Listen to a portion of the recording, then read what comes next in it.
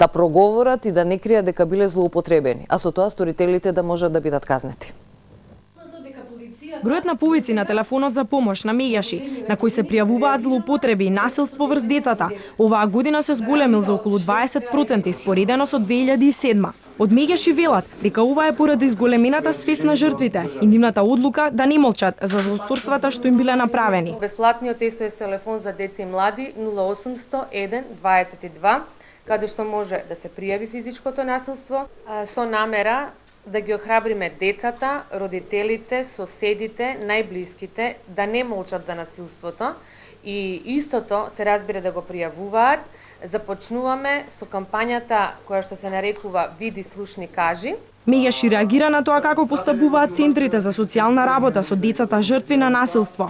Истражувањата покажале дека не се води посебна евиденција за тие деца и оти центрите ретко бараат казни за сторителите. Срамот е една од основните причини поради кои децата се уште не зборуваат отворено за овие појави, но исто така не загрижуваште и не веруваат дека некој ќе им помогне.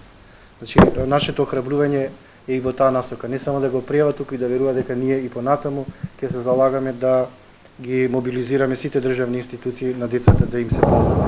Меѓаши од денеска ја почна кампањата Види, слушни, кажи. Целта е да ја подигне јавната свест за поддршка и помош на децата, жртви на семејното насилство.